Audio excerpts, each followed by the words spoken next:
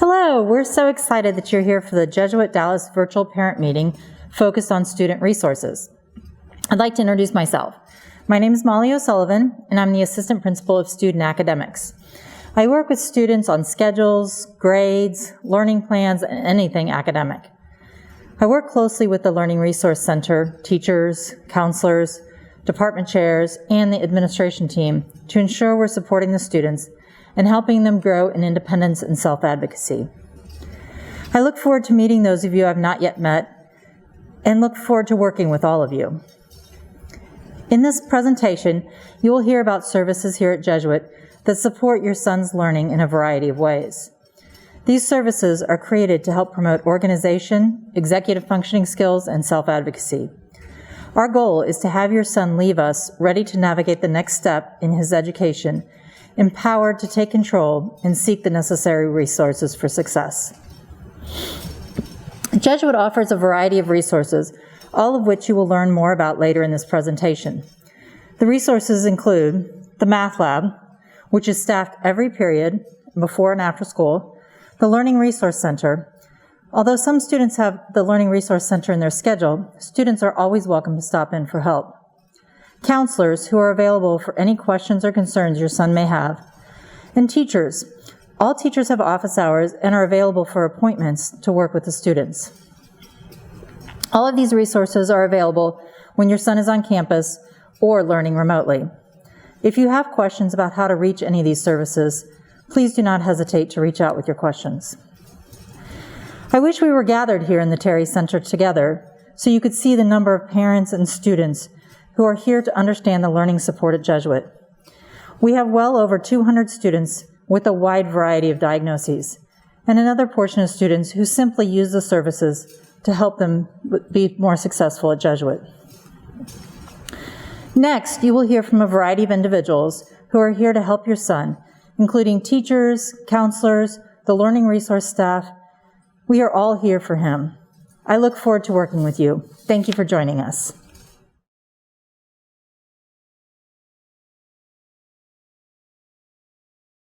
Okay, welcome everyone, and thank you for joining us as we share information about our support services here at Jesuit. My name is Maureen Miramontes, and I'm one of the learning specialists. I have been in this role for about 8 years, and I have been really excited to see it grow and develop into what we have today. So basically, our learning services has two distinct parts. One part of it is providing accommodations to the students who qualify.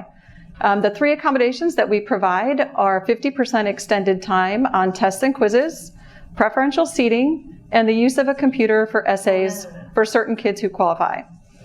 I'm going to kind of explain each of the accommodations a little bit in detail, but you will be receiving some more information with this video that'll give you some in-depth information about the accommodations and how you can utilize them. Some of the tips I'd like you to learn about the accommodations is that the teachers are aware you qualify for them, but it is up to you to request your accommodations. So for extended time on tests and quizzes, we always recommend you request extended time. A couple reasons. First of all, if you don't request your extended time and you're in the middle of a test and you realize you're not going to have time to finish it, it's too late at that point to request it. On the flip side, if you do request your extended time and you're taking your test and you realize you don't need your extended time, you are not locked into using it. You can go ahead and turn in your test during the regular time. You don't need to sit through the whole extended time. The second one, preferential seating. What exactly does that mean? That's probably my most common question from students. So what that means is, what's the best place in the classroom that's most beneficial for you for learning? So, for instance, let's say you're sitting by a window or by a door and you're really distracted by the squirrels in the courtyard or students walking down the hallway. So you can meet with your teacher and you guys can find a spot in the classroom that's away from a door or a window. Or if you need to sit closer to where the teacher's teaching, then also talk with the teacher and you guys can find that spot in the classroom. The other one, the use of a computer for essays, for in-class essays, that's also a conversation you would have with your teacher, so you guys can arrange for that to happen during your in-class test. Over the next couple weeks, you will be meeting individually with me to go over your individual accommodation plan, and we can go into more in-depth information about those as well. The second part of the program is the support that you can receive through our Learning Resource Center, which is where we are today, also called the LRC. We're going to talk to you about all the different ways we can support you. There are 3 of us in the Learning Resource Center, myself, Ms. DesOrmeaux, and Ms. Gerber. So all 3 of us will kind of give you some detailed information about what we can do for you. We like to compare ourselves to the Athletic Performance Center. So in the Athletic Performance Center, they're not going to teach you how to swing a bat. They're not going to teach you how to throw a football. They're not going to teach you how to dribble a basketball. Instead, they're going to teach you skills that'll help you perform better on the field. Same with us in the LRC. We're going to teach you skills that'll help you perform better in the classroom. We're not going to teach you physics. We're not going to teach you math. We're not going to teach you history. So we may teach you things like organizational skills, time management skills, study skills, or even how to meet with a teacher. Sometimes students, when they come to Jesuit, have never really had to meet with their teachers and aren't really sure what to say to their teachers. So that's something else that we could help you with. Our program is very individualized. What works with some students may not work with others, so we will work with you individually to find out what works best for you. You don't need an appointment to come into the LRC. You can come in during a free period, during your alpha period, omega period, personal responsibility time, or community time. So you can just walk in, reach out to one of us in here, and let us know what you need as far as help. We also are available virtually. We do have a Learning Resource Center team on Microsoft Teams, and there is a Teams access code for you to join if you'd like to get support virtually. One of the things before I hand it over to Ms. DesOrmeaux that I really want to emphasize is that the most successful students at Jesuit are the students who utilize our support services. So we really want you to reach out in all the different ways that you're going to learn about today and receive support in any way that you can. So now that I've kind of given you an overview of what the LRC is all about, Ms. DesOrmeaux is also now going to go into a little bit more detail about what does that exactly mean to you. What would it look like if you came in here and you needed support? So we will now hand it over to Ms. DesOrmeaux. Hi, I'm Celeste DesOrmeaux, and I've been at Jesuit for over 20 years. About 10 years ago, I started working with students for academic support in the classroom and outside of the classroom, and I've been in the Learning Center for the last 4 years. I have a master's in special education focusing on learning disabilities. So how do we help students here in the Learning Center? Well, at the beginning of the year, we spend a lot of time helping them to understand how to access the various learning platforms and to look at their day-to-day schedules. Another thing we focus on quite a bit is how to communicate effectively with teachers. So, for example, we might help them compose proper emails that they send to teachers and set up meetings with their teachers. And then during the meetings, one of the things we want to do is help them advocate for themselves, ask the right questions, and take good notes during those meetings. Something very exciting this year is that the students will be able to have virtual meetings with their teachers in teams. So that doesn't just limit them to their time here at school. They're also able to do that whenever the teacher can also work and do that. If you were to come into the Learning Center at some point, you would find us doing a variety of jobs helping the students. We would help them with their executive functioning skills. So for example, we work on how to organize and plan both at home with their academic day and with their extracurriculars. For example, we have some students who want to spend the bulk of their weekend studying. They might really spend a lot of time really going through all of their assignments. On the other hand, we have students who might be in a play or might have a lot of sports on the weekends and they want to front load their work, and so we help them organize those sorts of things. We also want to help them improve their active study, not just sitting and reading something one time or watching a video, and help them to study a little bit more efficiently. We want to be able to study in less time and do an even better job. We don't teach any content here. So for example, none of us will teach the boys Spanish, but what we can do is help them learn how to better conjugate verbs or to use context clues in order to understand their Spanish vocabulary. In the areas of theology and history, for example, we might look at a student's notes that he took, or we might even go sit in a teacher's class, take notes, and then later in the day compare our notes to theirs in order to help them to understand how to take better notes. We also encourage boys to come in and do small group work. And sometimes we kind of fly on the wall, pay attention to what they're doing there as they study, as they go over a problem maybe that they worked on earlier in the day. And you can see that our walls are painted with a clear coating. You'll have students working through memorization or problem solving, and sometimes we'll come in and guide and offer suggestions for them. We want this to be a home base for our boys for academics and learning. So we want to make this a very comfortable spot for them. Thank you. Hi, my name is Tricia Gerber, and this is my 12th year at Jesuit, working primarily in the math department. I've taught everything from Algebra 1 to Calculus, and I've also served as a math department chair. 2 years ago, I had the opportunity to work in a freshman study hall. The study hall was focused on study skills, time management, self-advocacy, things that we work with students in the LRC on. I worked in partnership with another faculty member who really moderated that study hall while I acted as specific content support for math. We realized that this was a really good model to help support students with their math content while also giving them those study skill tools. It allowed both of us to do our jobs a little bit better having us both in there. I also realized as the years went on, working in the LRC, that not only could I help with math content, but I could also help students learn how to study for math, and that translated well to other computational-based courses like chemistry and physics, courses that students tend to struggle in.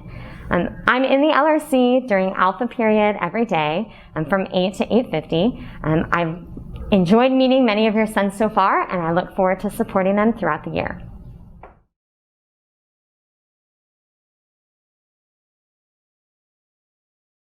Okay, one of the things we think is really helpful is for you to hear from students who have utilized the support services at Jesuit.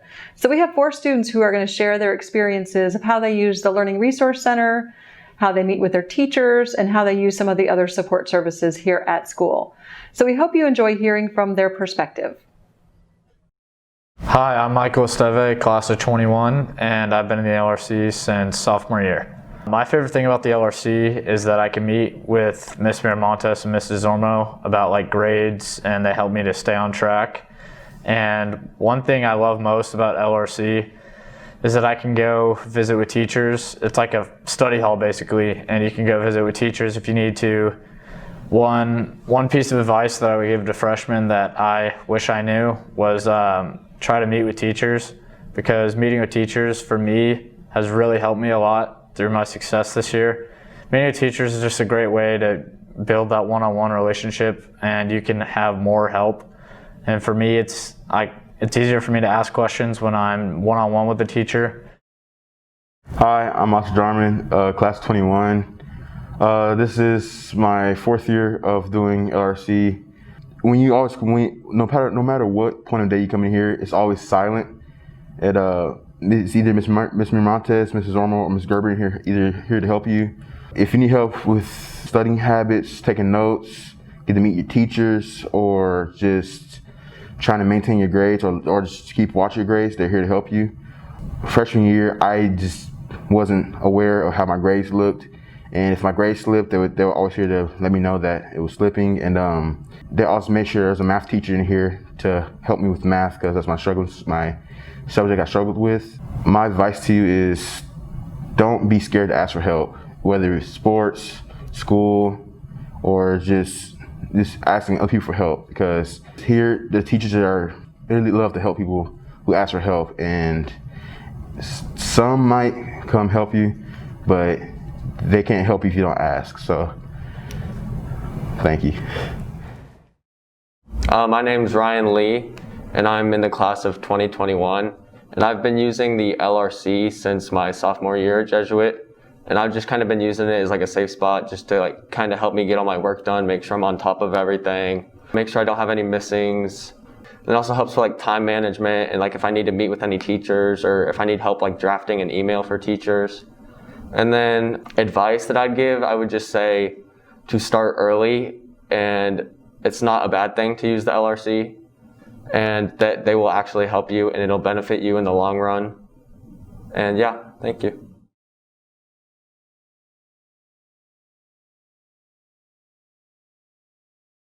Hello, I am Mr. Nava. I am one of the department chairs of the math department, and you are with me in the information commons, and inside the information commons is the math lab. The math lab is open throughout all periods of the day, before school and after school.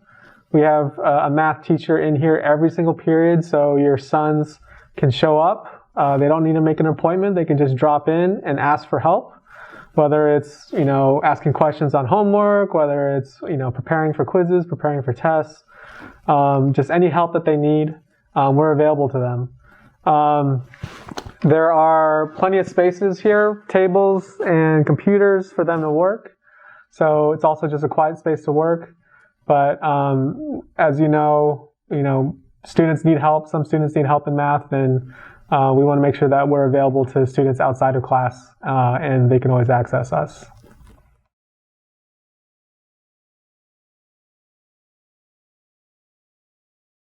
Hello parents, my name is Yohannes. I teach world history here at Jesuit. And I'm Madeline Maggard, and I teach Spanish. So we first want to introduce you a little bit to how students could go about scheduling class meetings. This is actually one of the most underutilized support systems that exist here at Jesuit. It operates much like a college would, in the sense that students that may have questions about a topic being covered or assignment, or even something that's already been turned in and graded, they can actually directly have a private meeting with their teacher. Each teacher may be different in what they expect or how they expect students to go about scheduling this meeting, but here are some general frameworks you could use. First, I'd highly recommend you email the teacher directly. In that email, you should include multiple times that you're available to meet. Why, you ask?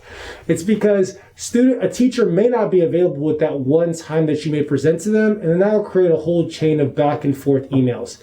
To avoid all of that, just put multiple time slots you're available throughout that week, and the teacher will reply back to you when they're available to meet. Second, in that meeting, you should include the topic you want to discuss. This helps the teacher plan and prepare for what you want to talk about. Now that you've actually planned the meeting, when you go into the meeting, you should also have some objectives of what you want to accomplish. I recommend the rule of 3. Come in with 3 direct questions that you need answered, and be sure by the end of that meeting, you have clear responses to them. The common mistake students make is they just walk into the room, say hi, and kind of stare at the teacher. The teacher doesn't necessarily know how to address your problems unless you vocalize your problems or issues you want to work through. The last things I want to mention, particularly to parents, and for you to understand this, is students, particularly at their age they're at, they could sometimes be nervous about actually scheduling these meetings. It could be daunting to kind of approach your teacher on a private matter and then go and have this private meeting. As parents, I would highly encourage you constantly push your students to take this opportunity, because it could see big changes in students' grades, performance, but also in their development of their skills and knowledge.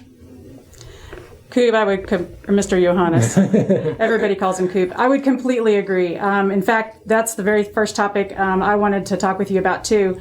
To Mr. Yohannes' point, I would also include in the communication that you send, include the block that you're in. We're all trying to learn names and sections, and some teachers teach multiple sections of the same level. So include the block, and I completely concur with everything Mr. Yohannes said. We don't have the luxury of time this year. Communication is incredibly important for all of us, and you need to maximize that back and forth email with your teachers. So be thorough with what you want to say. The other topic that I feel is really critical this year, and it doesn't matter whether you are a student with a learning difference or not, but being organized is really, really important. And many students, 70% or more, are highly visual. So I would actually encourage you to print out the colored version of the schedule and keep track of where you are in the 7-day cycle. Are you at meeting 1, 2, 3, 4, or 5 with your teachers, with your subjects? So when you go look at their agendas, you can keep track of where you are as in the flow of the lessons they have planned. The other thing I would say is with regards to your laptops, being able to quickly access the websites that you need to go to on a daily basis will make your life a lot simpler. I've learned myself this year how to bookmark my websites that I have to go to every day, such as RangerNet, Moodle, checking your email, and any other sites that you need to go to for online textbooks for your different subjects. have someone show you how to set up bookmarks in Kbrom or Safari. I think Kbrom, for me personally, is working well with all of my different applications my students are using, and it seems to work well on a Mac or a PC. So learning how to do bookmarks to facilitate the quickness with which you can set up your, get yourself started in the morning. Those are the two big things. For me, communication and organization this year are imperative. Yeah, I would concur with that too, is that it's going to be a wild year for all of us, both teachers and students. You're sometimes on campus, sometimes off campus, different days, you have different classes. Organization, having an actual agenda will be key to navigating all of that. If we're doing that as adults, it's imperative the students do it as well. And please know we're always here to help you any way we can. That includes all of the staff. So if you're ever confused about anything, please just reach out. One other thought, communicating with your peers too. Sometimes you realize later at night that you don't understand how to proceed with a homework assignment or exactly what the assignment is asking you to do.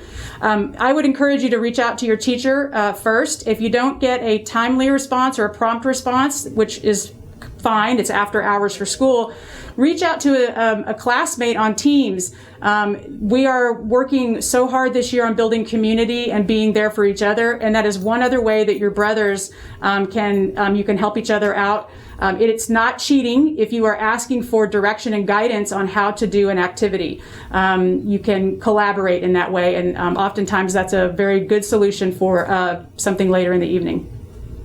All right. Anything else? Parents, please, if you see us around, say hello. Yep, take care. Hi, I'm Ian Berry, an English teacher. I'm Max von Schlehenried, and I teach physics. And today we'd like to talk to you just about some of the ways that our students seek help and use their teachers as a resource outside of class to improve. Specifically in the English department, and I know that this works similarly in other departments where writing is concerned, we place a large emphasis on students meeting with us outside of class about their writing. We write several essays over the course of the year, and every essay can be revised. And throughout the semester, our teachers make themselves available to students outside of class. Every teacher has a schedule of free periods, times throughout the day when they're available to meet with students one-on-one. For me, for example, I have a sign-up schedule on my Moodle page that students can go to, click, see where I am free, and reserve a spot for them to come and meet with me. And those times are very useful because unlike in the in-class setting where I have 15 to 25 students that I'm trying to give feedback to and teach all at once, the writing conference really provides a nice moment for a more intensive personal conversation about, what are your struggles with writing? How can I help? What are you thinking when you're doing this? And I've actually found that in my experience, the most successful students are the ones who engage in that regular contact with the teacher. At Jesuit, we definitely don't see going to talk to a teacher as a sign of weakness, but rather as a proactive step that the student takes to assume responsibility for his own learning. I think, would you like to talk? Sure, about physics? I'll talk about it's sort of on the other side of that. If a student really is struggling with some work, one thing that I've had success with in the past is setting up a recurring meeting. So maybe once or even twice a week, depending on how, the student's struggling. And I think that recurring meeting gives a nice anchor for the week, that the student knows that if they're in class and they miss something, or if they're still not grasping a concept, that they have somewhere to go to work on a topic and to really gain some cumulative work throughout the semester. A nice thing that I've seen with students as well is that they oftentimes don't need it for more than a few weeks. There are some guys that like to keep it for the full semester, but they can taper off as they feel their skills develop.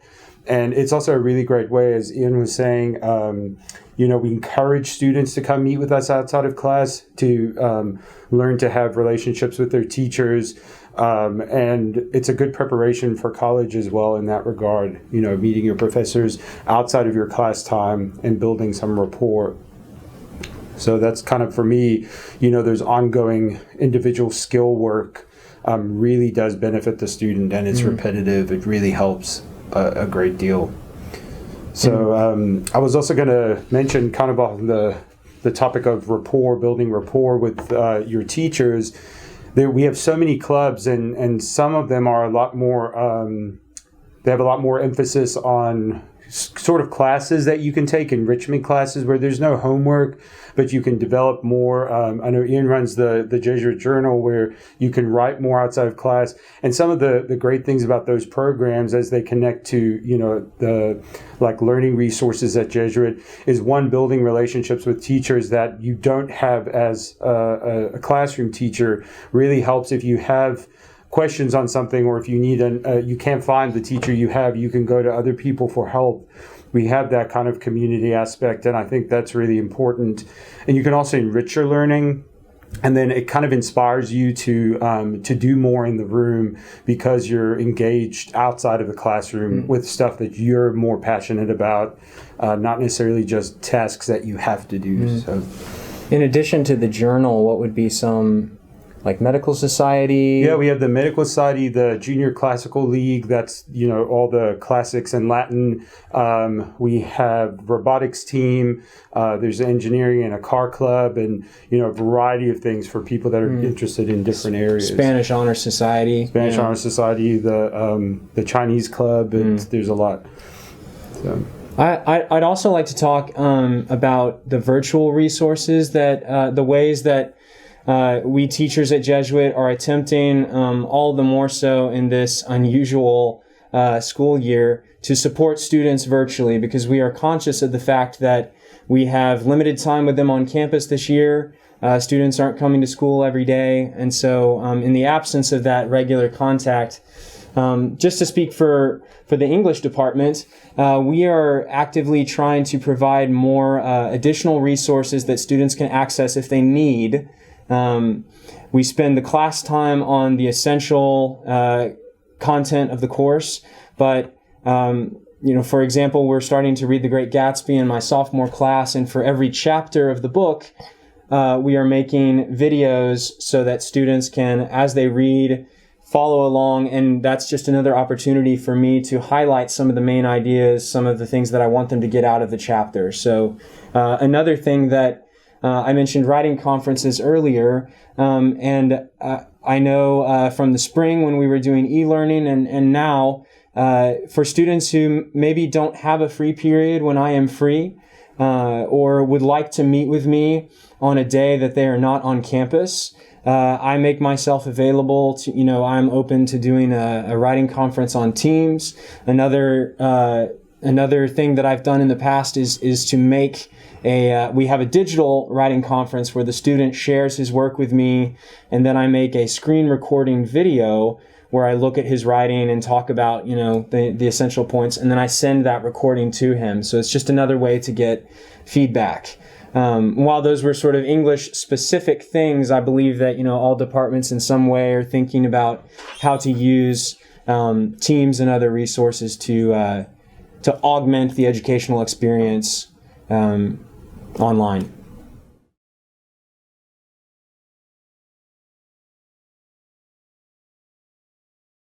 Welcome to counseling. You'll find the counseling suite on the second floor of Hughes Hall for grades 9 through 12.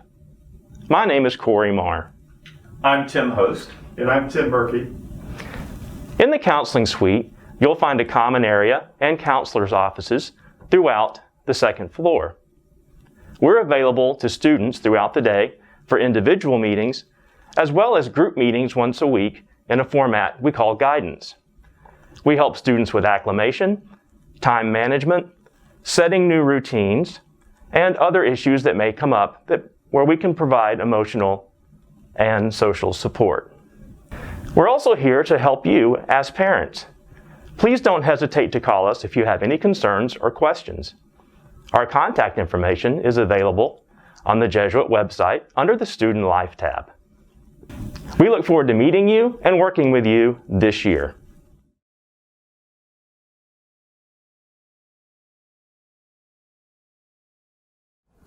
Hi folks, I'm Tanyika Carter. I'm the Director of Diversity, Equity, and Inclusion, and that means lots and lots of things around here. My goal is to be a resource to all students, faculty members, families, for a myriad of things, right? So I'm up in the counseling office and I spend a lot of my time having fun and sometimes not so fun conversations with students about all kinds of things, grades and study strategies and girls and life and parents and all of the above, the importance of sleep, all that kind of stuff.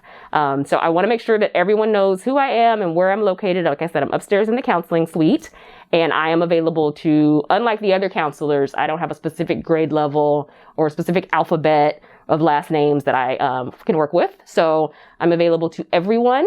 I provide resources in terms of when folks want to have classes or conversations around race or equity or gender expression or sexuality, any of those kinds of things. So it's my overall goal to make sure that we are a warm, welcoming, equitable, inclusive space, and that we're supporting our students' mind, body, and soul. Well, we hope you enjoyed the video presentation on all of the different support services we have here at Jesuit. As you've heard from so many people throughout Jesuit, it really is important for you to try to use the support when you feel like you need help. As we've said multiple times, the most successful students at Jesuit are those who utilize all the support. So please don't hesitate to reach out to the Learning Resource Center, your teachers, your counselors, Ms. Carter, the Math Lab, and even as some of the teachers explained, reach out to your friends for support. So that will really help you during the next 4 years here at Jesuit be a successful student. So I look forward to seeing you guys either in our individual meetings that we're going to be having over the next few weeks or in the Learning Resource Center. Thank you.